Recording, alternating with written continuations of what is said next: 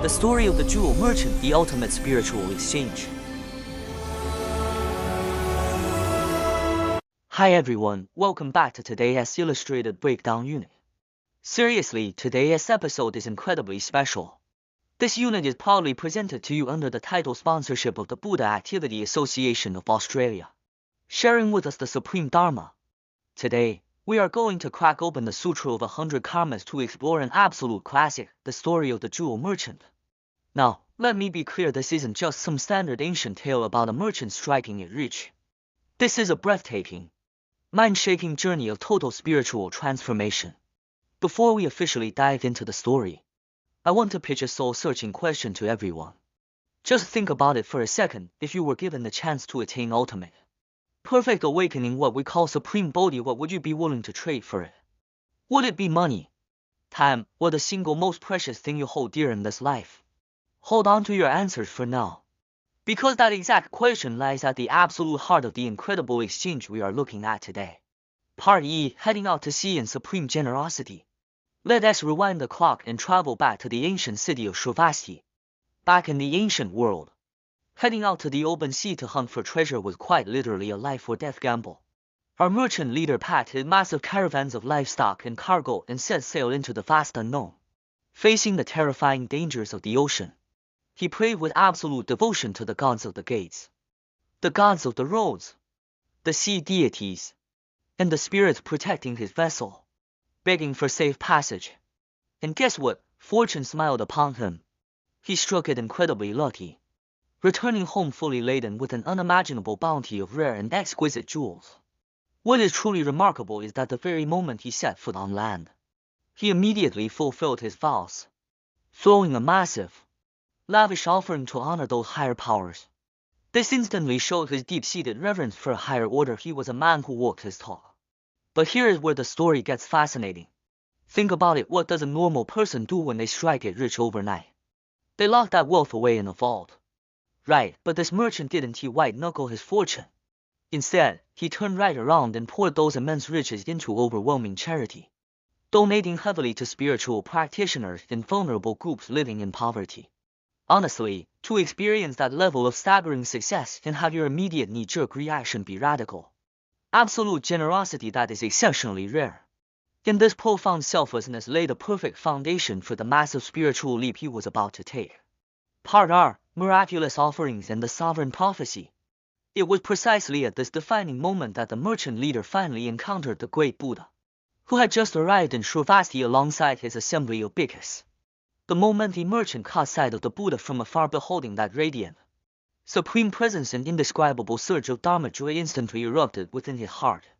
He was so overwhelmed with devotion that he took the most pristine, priceless jewels from his person and hurled them into the air toward the Buddha as a spontaneous offering. Right then, a total miracle occurred.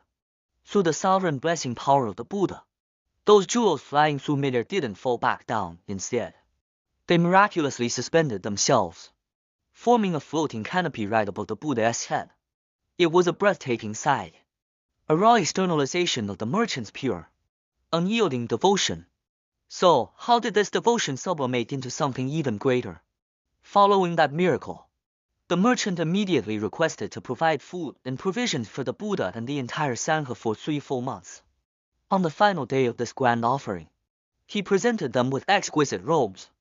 But the real breakthrough happened at the very end. He didn't stop at material charity. He directly transformed his material giving into a deep, vast spiritual vow. He resolved to attain supreme bodhi to liberate boundless sentient beings. This is the absolute core of Mahayana Buddhism, the rising of Bodhisattva. Faced with such a vast vow, the Buddha responded with a monumental, earth-shaking prophecy. Excellent, excellent, great merchant. You shall attain the state of Tathagata, perfect awakening, and liberate boundless sentient beings. Your name shall be Ratnagarbha Tathagata. Look at that exchange. The merchant laid down the most expensive jewels in the material world, and in return, he secured the most sacred promise in the entire universe.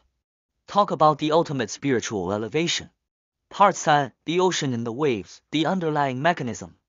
Now, let us shift our perspective and break down the underlying mechanics behind the spiritual breakthrough. In explaining this, The Master provides an absolutely brilliant metaphor to illustrate the Buddha's boundless wisdom and compassion. The Master explains the Buddha is like the deep, boundless ocean, while we sentient beings drifting through the cycles of life and death are like the waves cresting on the surface. Think about it, no matter how wild the wave tumbles or crashes, it never once separates from the ocean. Does it in the exact same way? The Buddha's eternal, universal great compassion has never left us, not for a single microsecond. So you might ask if that great compassion is always present. Why was it the specific merchant who received the sovereign prophecy at the specific time? What does the Master actually mean when he says the spiritual capacity for liberation has fully matured? The answer lies in four auspicious pillars that the merchant activated through his concrete actions: unshakable, solid conviction, absolute, unyielding diligence, radical, unreserved giving, the supreme vow to achieve ultimate realization. When these four conditions fully align, the spiritual breakthrough triggers automatically. Part 6: Giving and Precepts, the Architecture of Awakening. Let us look at how we can take this ancient wisdom and turn it into a practical blueprint we can use right now. First, let us look at this immense number, 84. 000. It sounds astronomical, right? But what does it represent? The Master explicitly reminds us that the Buddha possesses the Saisharmi, or marks of excellence. And within every single mark, there are 84,000分种 or characteristics of perfection. Bringing up this massive number serves to emphasize one vital truth: if we are pursuing supreme Bodhi, our vision and resolve cannot be small-minded or petty. It must be vast, expansive, and completely all-inclusive.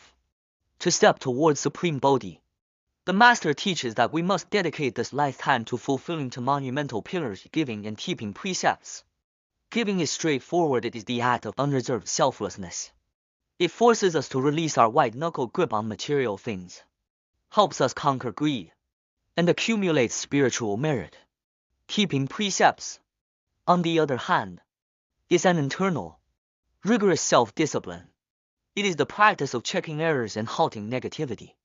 These two practices are quite literally the two legs upon which our entire spiritual path walks.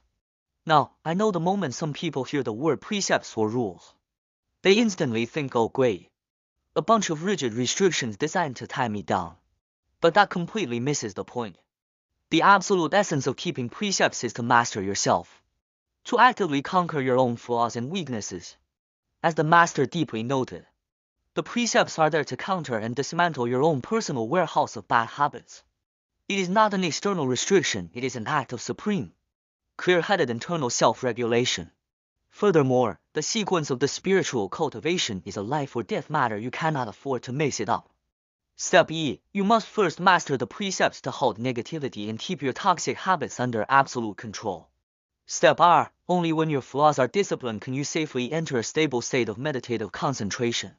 Step 3: if you skip the precepts and rush blindly into deep meditation, the moment the illusions and temptations of the demonic realm manifest, you will have zero internal discipline to withstand them. You will mistake illusions for absolute truth, which is incredibly dangerous.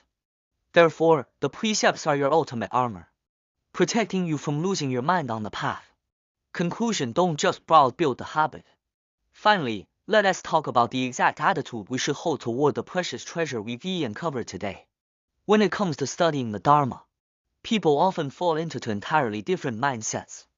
The Master frequently sighs over the fact that so many people today treat these texts like casual reading.